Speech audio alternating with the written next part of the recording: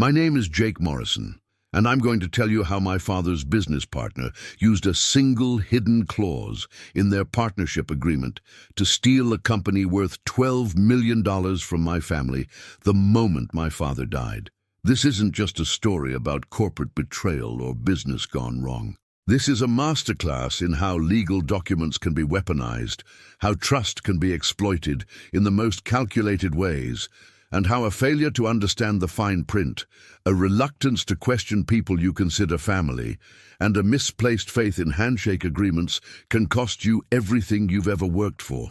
If you own a business with a partner, if you're thinking about forming a company with someone, or if you're inheriting a family business, you need to hear this story. Because what happened to my family can happen to anyone, and it happens more often than you think. My father, Robert Morrison, started Morrison and Caldwell Construction in 1992. He was 28 years old, fresh out of the Navy, where he'd served as a Seabee, one of the Navy's construction battalions. He had a degree in civil engineering from a state university that he'd paid for with the GI Bill, $5,000 in savings that he'd managed to accumulate during his military service, and an unshakable belief that if he worked hard enough and did quality work, he could build something real and lasting.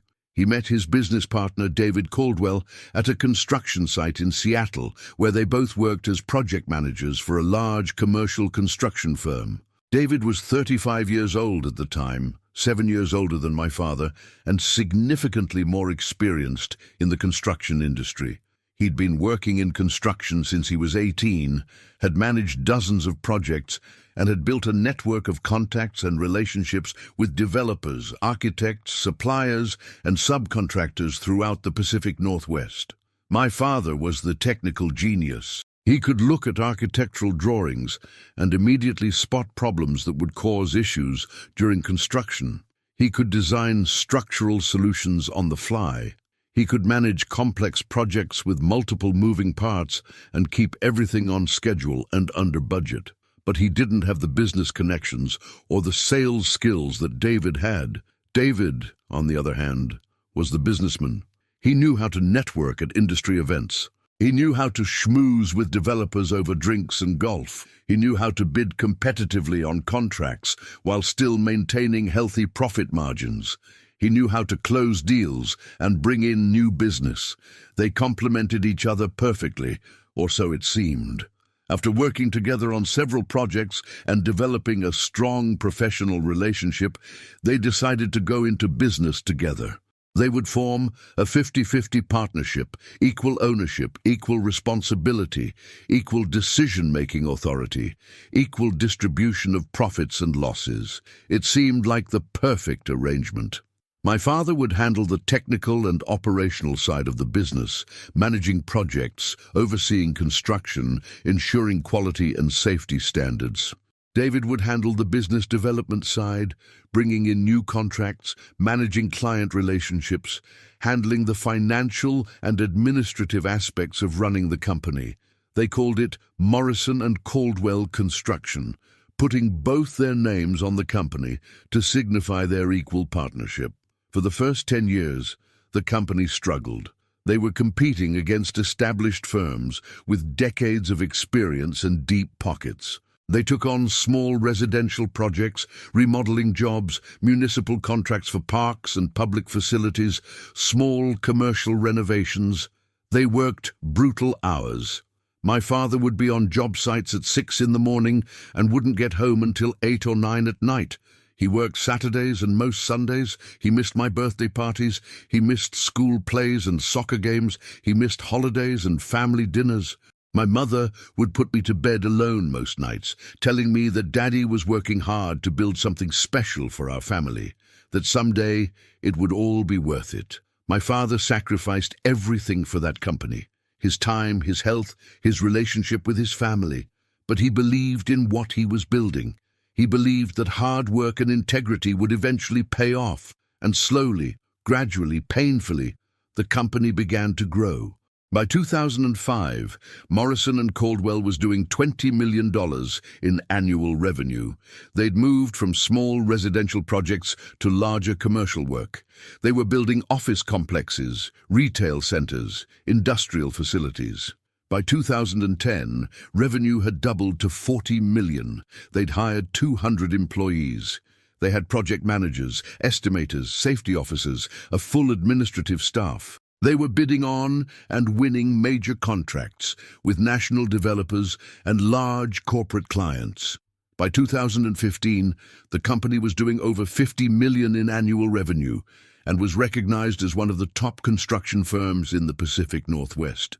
My father was immensely proud of what they'd built. He'd talk about the company as his legacy, the thing he would leave behind when he was gone, the proof that all the sacrifice and hard work had meant something. He talked about me eventually taking over the business, about teaching me everything he knew, about building something that would last for generations.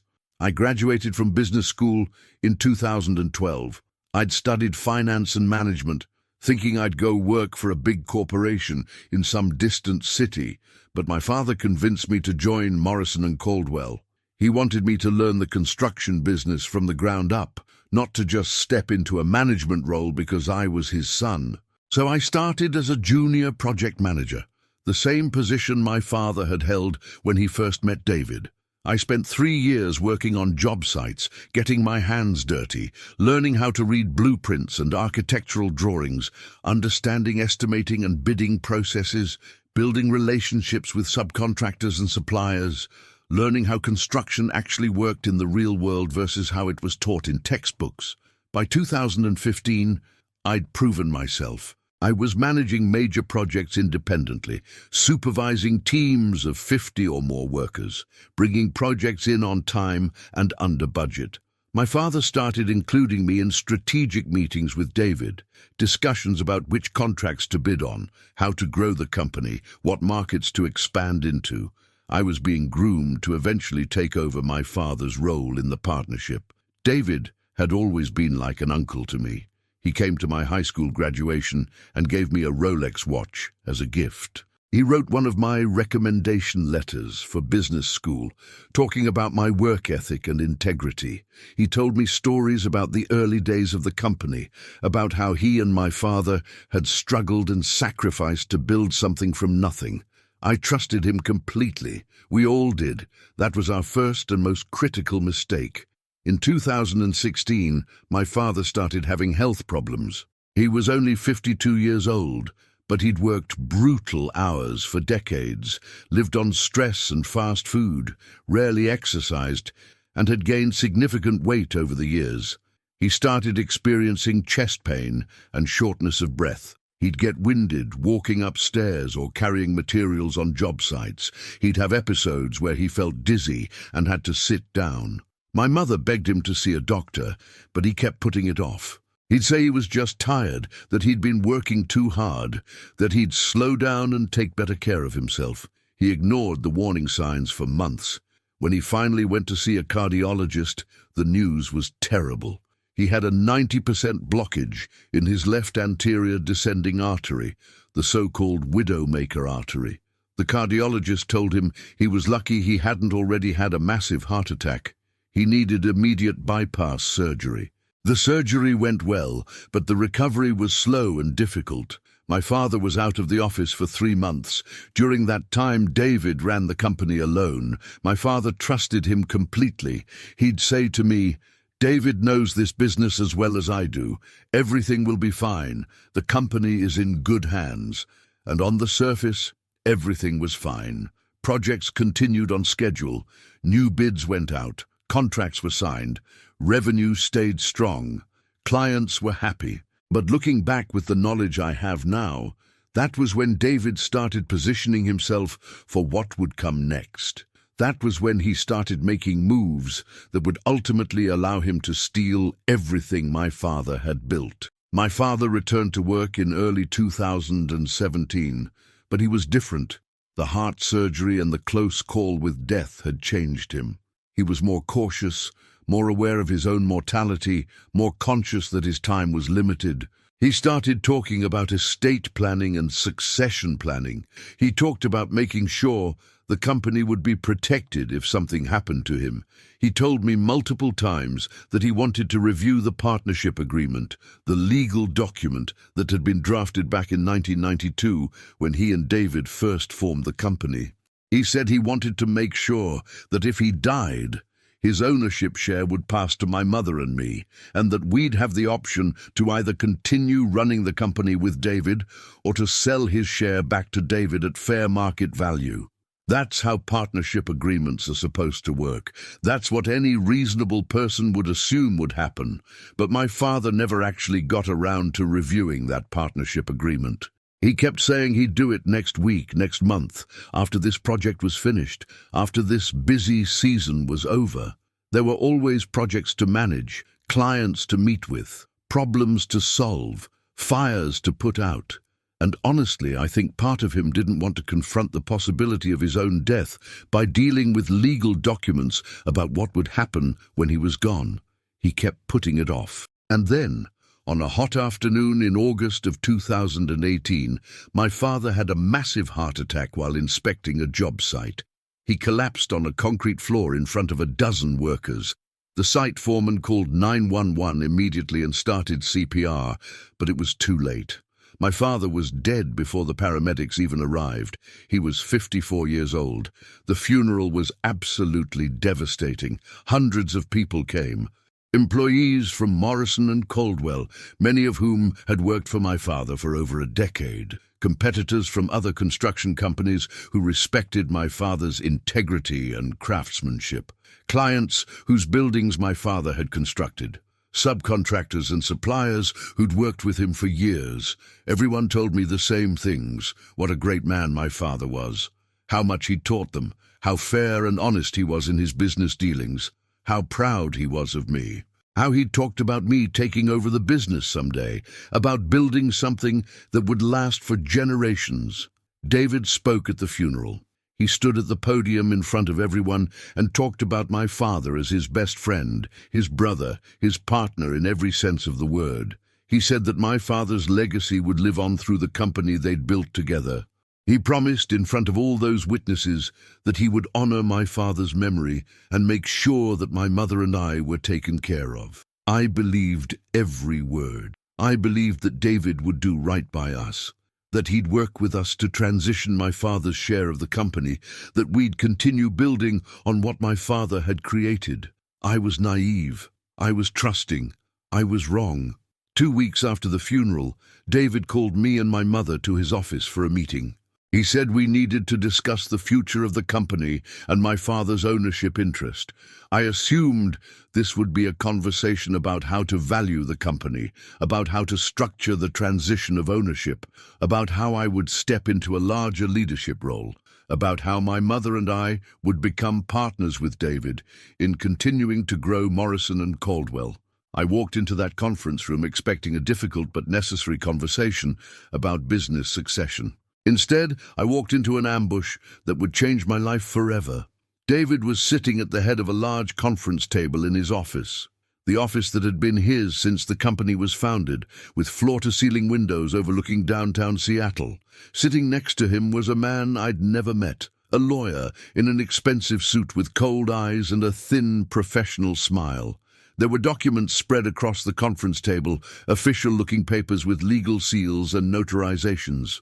David gestured for my mother and me to sit down across from him. He didn't offer us coffee or water. He didn't ask how we were doing or if we were managing okay with our grief. He didn't acknowledge that my father had been dead for only 2 weeks. He just slid a document across the polished wood table toward us, his face completely neutral, like he was conducting a routine business transaction with strangers. "This is the partnership agreement," David said, his voice flat and businesslike, devoid of any warmth or emotion. "I wanted you to see it, so you understand what happens now that Robert is gone." I picked up the document. It was 22 pages long, printed on thick legal paper, covered in dense paragraphs of legal language that was almost incomprehensible to someone without a law degree. I started flipping through the pages, trying to make sense of what I was seeing, trying to understand why David was showing us this now. "Turn to page 18, David said, pointing with his pen. "Section 12, subsection D, the buy-sell provision." I turned to page 18. I found section 12, subsection D, and I started reading the most devastating words I've ever encountered in my life. The clause, written in the dense, convoluted legal language that lawyers use to make simple concepts incomprehensible, said that in the event of the death of either partner, the deceased partner's ownership interest in Morrison and Caldwell Construction would not pass to the deceased partner's heirs, estate, or designated beneficiaries. Instead, the ownership interest would automatically transfer to the surviving partner at a predetermined price that had been established at the time the partnership agreement was executed. The predetermined price was not based on the current fair market value of the company. It was not based on an independent appraisal. It was not based on a formula using earnings multiples or any other standard business valuation method. It was a fixed amount that had been set in 1992, when the company was just starting out and was worth almost nothing, $100,000. The company that my father had spent 26 years building, the company that was now generating over $50 million in annual revenue, the company that had a fair market value of at least $12 million based on standard industry valuation metrics, would pass to David Caldwell for $100,000. I stared at the words on the page, reading them over and over again, unable to process what they meant. My mother started crying, quiet, devastated sobs that shook her shoulders. I looked up at David, searching his face for some sign that this was a mistake, that he was going to tell us this wasn't what it seemed, that he'd work with us to find a fair solution. But David's expression was completely neutral, cold, calculating. "This can't be legal," I said, my voice shaking with disbelief and rising anger. "This is insane. The company is worth millions of dollars. You're saying you get to buy my father's half for $100,000? That's less than 1% of what it's worth. My father would never have agreed to this." David nodded slowly, as if he'd expected this reaction and had prepared his response. "That's exactly what the contract says, Jake. Your father and I signed this agreement in 1992. It's been in effect for 26 years. The terms are clear and unambiguous. In the event of the death of either partner, the surviving partner acquires the deceased partner's ownership interest for $100,000. That's what we agreed to." My mother spoke up, her voice trembling with emotion and barely controlled rage. "Robert would never have agreed to this. Never. He always talked about leaving the company to Jake. He wanted this to be his legacy for our family. He wouldn't have signed something that gave everything away for nothing." David shrugged, a gesture that seemed almost obscenely casual, given the magnitude of what he was saying. Then he should have changed the agreement. He had 26 years to renegotiate these terms or to amend the contract. He never did. And now the terms of the partnership agreement control what happens. "I'm sorry if this isn't what you expected, but business is business. The contract is the contract. My attorney has reviewed it thoroughly and confirmed that it's legally binding and enforceable." The lawyer sitting next to David nodded and spoke for the first time, his voice smooth and professional and completely devoid of empathy. "Mr. Morrison, Mrs. Morrison, I understand this is difficult, but your husband and father entered into this agreement voluntarily. He was represented by legal counsel at the time. The document was properly executed and notarized. The terms may seem unfair to you now, given how much the company has grown, but that doesn't make the contract invalid. Courts are very reluctant to rewrite contracts just because one party or their heirs are unhappy with the outcome. I'm sorry, but the law is clear here." I felt like I'd been punched in the stomach. I couldn't breathe. My father had worked himself literally to death building this company, and now David was telling us that we'd get $100,000 while he'd get everything else. The projects my father had designed, The relationships my father had built, the reputation my father had created, the legacy my father had sacrificed everything to build, all of it gone. Stolen by a clause buried on page 18 of a 22-page legal document that my father had probably never fully read or understood. David pulled out his checkbook, the gesture almost theatrical in its casualness. "I'm prepared to write you a check for $100,000 today. That's what the contract obligates me to pay, and that's what I'm offering. You can accept it, and we can settle this amicably, or you can refuse, and we can let lawyers fight about it for years while you rack up hundreds of thousands of dollars in legal fees. But I'll tell you right now, you won't win. The contract is ironclad. You'll waste your money and your time, and in the end, you'll still get $100,000. So I'd suggest you take the check and move on with your lives." We left David's office without taking the check. I was in shock, unable to fully process what had just happened. My mother was crying so hard she could barely walk. I had to help her to the car. We sat in the parking lot for 30 minutes, neither of us able to speak, both of us trying to comprehend how someone we'd trusted for decades could do something so monstrous. Finally, I pulled out my phone and started calling lawyers. I called 3 different attorneys that afternoon. Lawyers, I found, through internet searches and referrals from friends. I explained the situation to each of them. I sent them photos of the partnership agreement that I'd taken with my phone. And I asked them the same question. Can David really do this? Is there any way to fight this? The first 2 lawyers I spoke to told me essentially the same thing. If the partnership agreement is valid, if it was properly executed, if your father signed it voluntarily and had the opportunity to read and understand it, then yes, the terms are legally binding. Courts don't like to interfere with contracts between sophisticated business partners. Unless you can prove fraud, duress, undue influence, or that the contract is unconscionable, which is an extremely high legal standard, you're probably going to lose. They both told me I could fight it if I wanted to, but they warned me it would be expensive, time-consuming, emotionally exhausting, and I'd probably lose in the end. The third lawyer I called was different. His name was Michael Torres, and he specialized in contract disputes and business litigation. He'd been practicing for 20 years and had handled dozens of cases involving partnership disputes, buy-sell agreements, and business succession issues. When I explained the situation to him, there was a long pause on the phone. Then he said something that gave me hope for the first time since I'd sat in David's office. "Jake," Michael said, his voice thoughtful and measured, "you might have a case.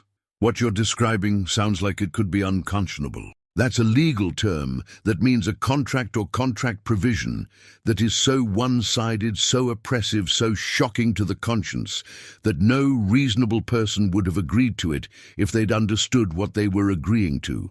Courts can void unconscionable contracts or provisions. It's not easy, and the standard is high, but based on what you're telling me, you might meet that standard."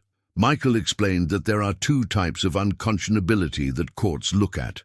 Procedural unconscionability, which focuses on how the contract was formed.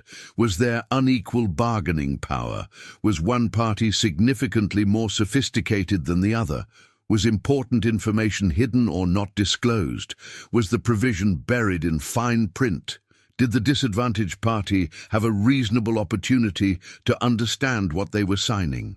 And substantive unconscionability, which focuses on the actual terms of the contract. Are they so one-sided that they shock the conscience? Do they result in an outcome that is grossly unfair? Michael said that based on what I'd told him, we might be able to argue both types of unconscionability. My father had been less experienced than David when they formed the partnership. David had been the one to select the lawyer who drafted the agreement. The buy-sell provision was buried deep in a long, complex document written in opaque legal language. And most importantly, the substantive outcome was shockingly unfair. A company worth $12 million being transferred for $100,000. That's not just a bad deal. That's potential unconscionability. Michael also said there was another possible argument. We could try to prove that David had engaged in bad faith or fraudulent conduct. If we could show that David knew this provision was grossly unfair, that he'd hidden it from my father or prevented him from discovering it, that he'd taken advantage of my father's trust and lack of legal sophistication, we might be able to get the provision invalidated on those grounds as well. But Michael was honest with me about the challenges. Unconscionability is a high bar to clear, he said. Courts presume that business partners are sophisticated parties who know what they're doing when they sign contracts. They're reluctant to void contracts just because the outcome turned out badly for one side. And proving bad faith or fraud is even harder. You need evidence, you need documents, emails, testimony showing that David acted improperly. Without that kind of smoking gun evidence, it's an uphill battle. I asked Michael what he thought our chances were if we decided to fight. He was quiet for a moment, then said, "Honestly, maybe 50-50, maybe slightly less, but here's what I know. If you don't fight, David wins. He gets a $12 million company for $100,000, and you get nothing except the knowledge that you let him get away with it. If you do fight, you have a chance. Maybe you win, maybe you lose, but at least you fought. At least you tried to get justice for your father. The question you need to ask yourself is whether it's worth the cost and the risk to find out." I didn't hesitate. "It's worth it," I said. "Whatever it costs, whatever it takes, I'm not going to let David steal my father's legacy without a fight." I hired Michael Torres that day, and that decision, as difficult and expensive and emotionally devastating as the fight would turn out to be, was the best decision I ever made. The next step was to start building our case. Michael filed a lawsuit in King County Superior Court, challenging the enforceability of the buy-sell provision in the partnership agreement. The complaint argued that the provision was unconscionable, that it was the product of unequal bargaining power and David's superior business sophistication, that it was buried in a lengthy document in language that was designed to be incomprehensible to a layperson, and that the substantive outcome, transferring a $12 million company for $100,000, was so grossly unfair that it shocked the conscience and offended public policy. We also included allegations that David had acted in bad faith by failing to update the buy-sell provision as the company's value increased exponentially, and by deliberately preventing my father from reviewing or renegotiating the partnership agreement in the years before his death. David fought back immediately and aggressively. He hired a top-tier corporate defense firm out of downtown Seattle, the kind of firm that charges $800 an hour and has teams of associates working around the clock. They filed a motion to dismiss our lawsuit, arguing that we didn't have a valid legal claim. They said the partnership agreement was a valid, binding contract that both parties had entered into voluntarily. They said my father had been represented by legal counsel when the agreement was drafted, so he couldn't claim he didn't understand it. They pointed out that my father had operated under this agreement for 26 years without ever trying to challenge it or renegotiate it, which they argued showed that he understood and accepted its terms. They claimed there was no evidence of fraud, duress, unconscionability, or any other grounds that would justify voiding the contract. Every motion David's attorneys filed was designed to delay, to drive up our legal costs, to wear us down, to make us give up. But Michael Torres was persistent and methodical. He opposed every motion with detailed briefing and legal arguments. And eventually, after 3 months of procedural wrangling, the judge denied David's motion to dismiss. The judge's ruling was brief but significant. He wrote that while David's arguments had some merit, there were genuine factual questions about the circumstances under which the partnership agreement had been formed, about whether my father had truly understood the implications of the buy-sell provision, and about whether the provision was so one-sided as to be unconscionable. Those factual questions, the judge ruled, couldn't be resolved on a motion to dismiss. They required discovery, the gathering of evidence, and potentially a trial. The case would proceed. That ruling was huge for us. It meant we'd get discovery. It meant we'd be able to force David to produce documents, to sit for depositions, to answer questions under oath. It meant we'd have a chance to find evidence that would support our claims.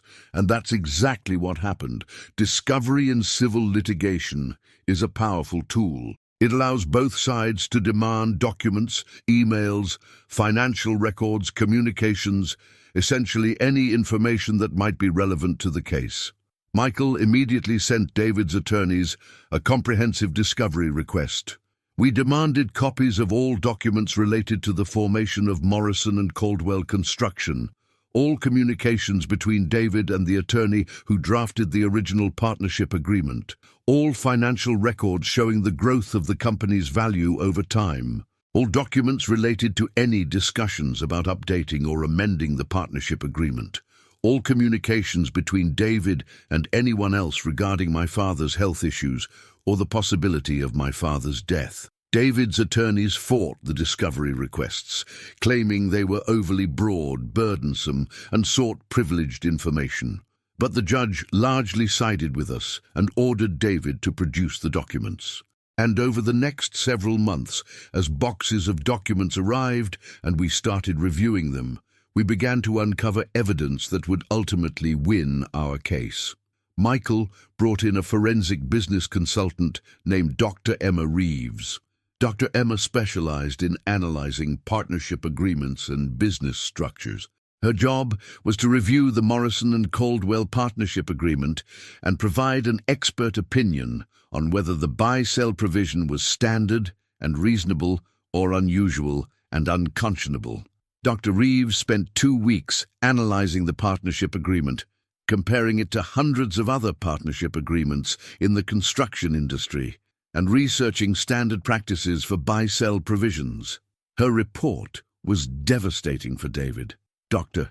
Reeves concluded that the buy-sell provision in the Morrison and Caldwell partnership agreement was highly unusual and inconsistent with industry standards and best practices. She explained that approximately 90% of partnership agreements in the construction industry use buy-sell provisions that are based on fair market value, determined either through a formula using earnings multiples, through an independent appraisal process, or through a negotiated price based on the current value of the business. Fixed-price buy-sell provisions like the one in our agreement, where the price is set at formation and never updated, are almost never used except in cases where the business is brand new, has no track record, and has minimal value. Dr. Reeves also identified other provisions in the partnership agreement that heavily favored David and created an imbalanced power dynamic. For example, David had been given unilateral authority to make certain significant management decisions without my father's consent. David had sole signature authority over the company's bank accounts and could approve large expenditures without my father's approval. David controlled key client relationships and had the exclusive right to negotiate certain types of contracts. These provisions, Dr. Reeves concluded, showed that the partnership agreement was structured from the beginning to give David operational control of the company, even though my father was supposedly an equal partner. Her expert opinion was that the combination of the unconscionable buy-sell provision and the other imbalanced power dynamics in the agreement suggested a pattern of unfair dealing that supported our claim that the agreement should be voided or reformed. We also tracked down and interviewed Gerald Hastings, the attorney who had originally drafted the partnership agreement back in 1992.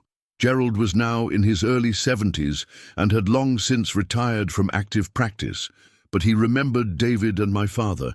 We met with him at his home, and Michael deposed him under oath. Gerald's testimony was extremely helpful to our case. He confirmed that David had been the one to initially contact him and request that he draft a partnership agreement.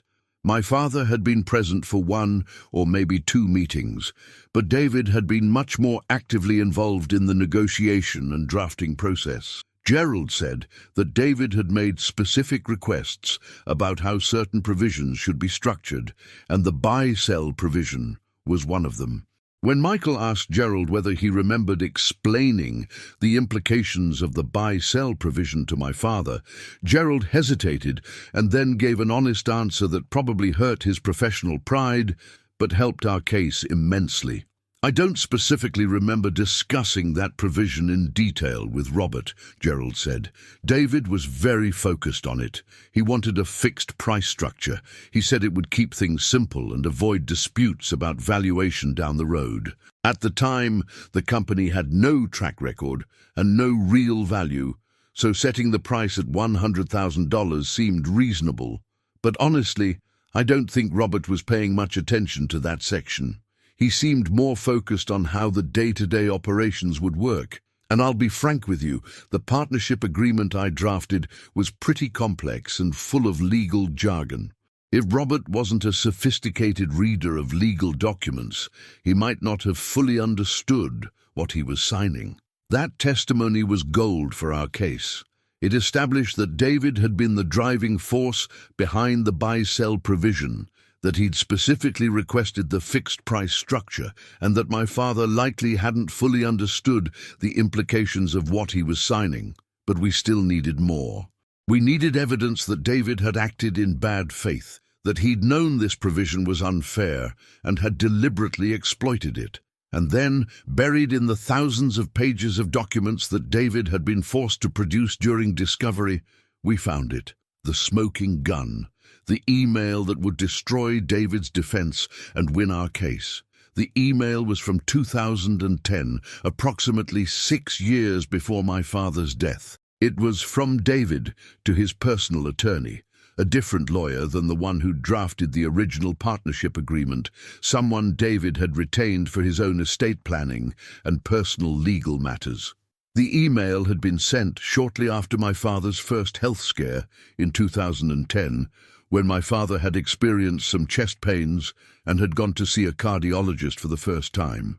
The subject line of the email was "Partnership Agreement and Succession Issues," and the body of the email read, in David's own words, "As I mentioned when we met last week, Robert's recent health problems are obviously a concern from a business continuity standpoint, but they also present an opportunity that I need to think through carefully.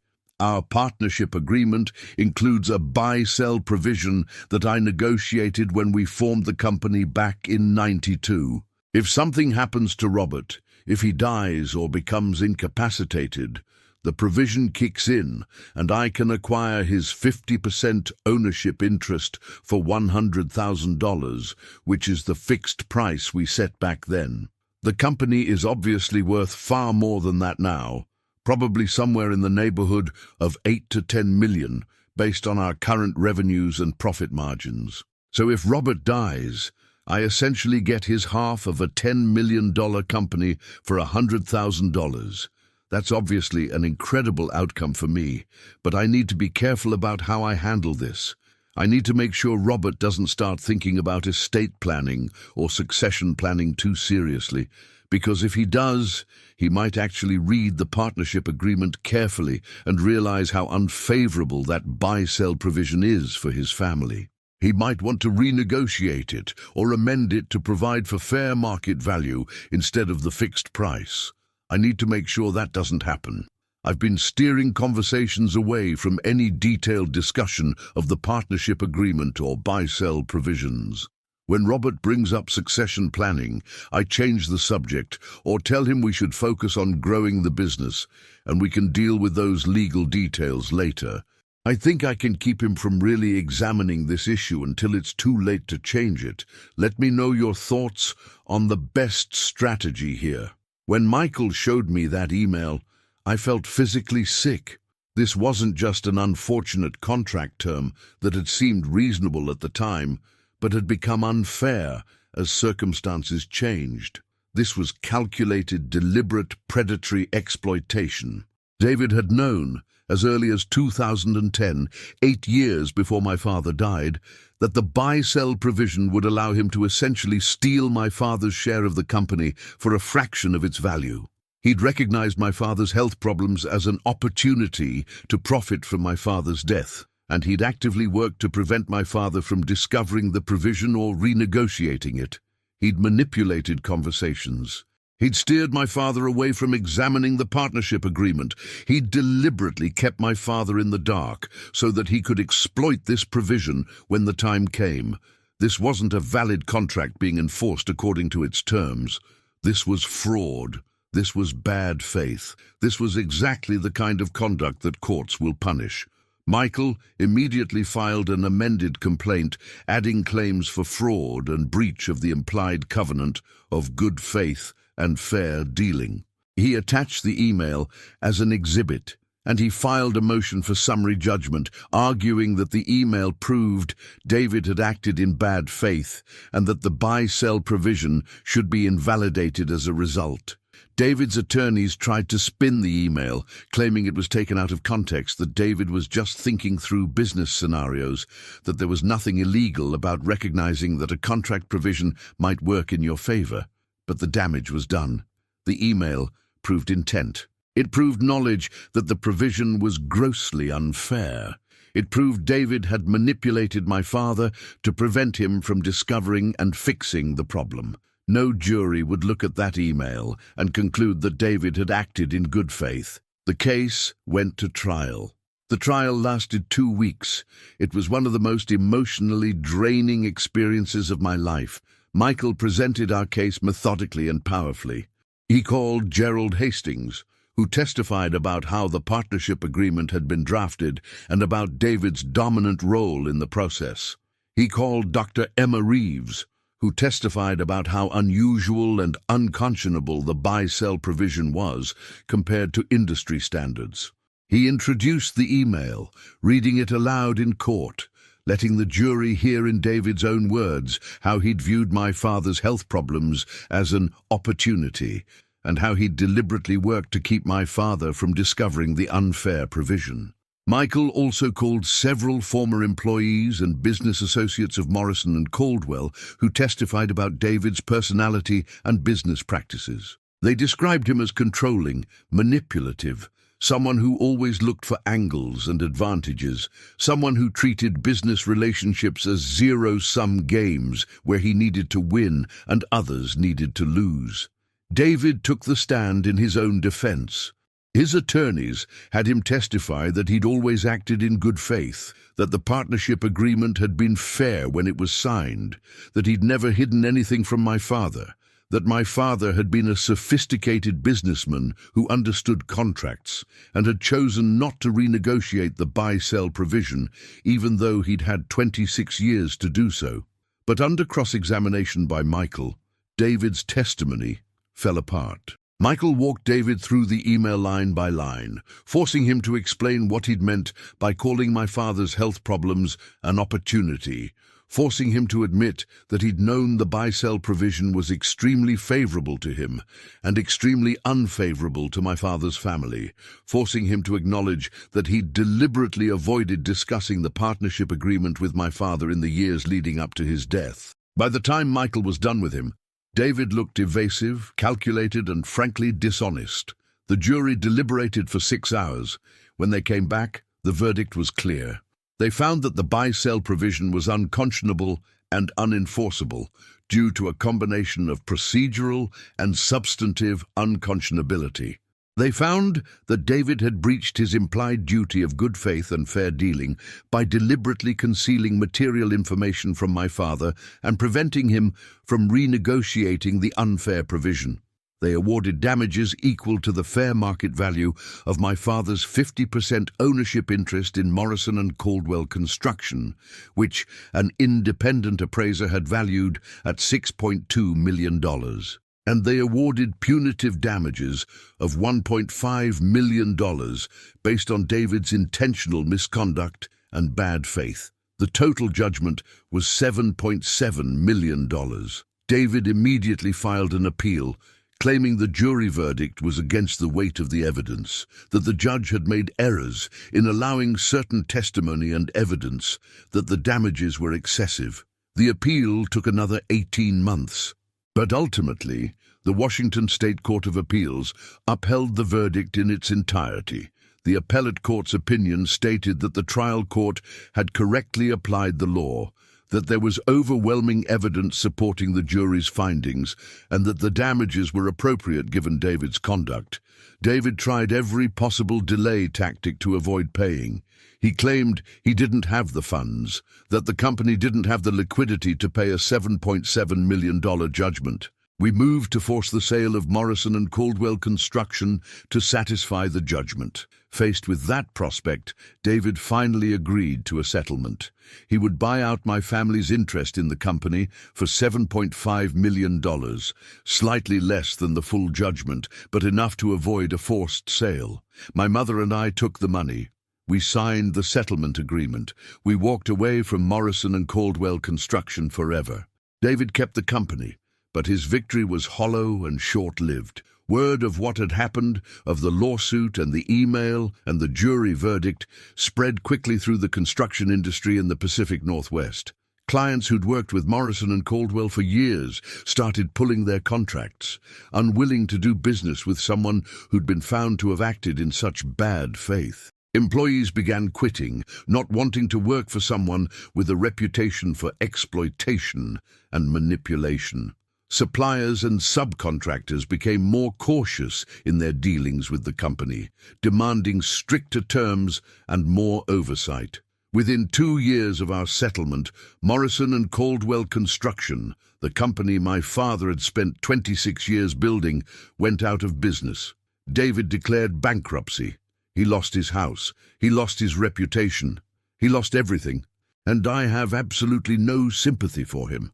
I took the settlement money and started my own construction company. I named it Morrison and Sons Construction, in honor of my father, and in anticipation of building something that might someday be passed on to my own children. I made sure that every contract, every partnership agreement, every legal document was reviewed by multiple independent attorneys who represented my interests and no one else's. I learned to read every single word of every contract I signed. I learned to never trust someone just because they seemed like family, or because I'd known them for years. And I learned that, in business, a handshake and a promise mean absolutely nothing if they're not backed up by a fair, transparent, enforceable written agreement. My father's death taught me the most expensive and painful lesson of my life, but I made damn sure it wasn't in vain.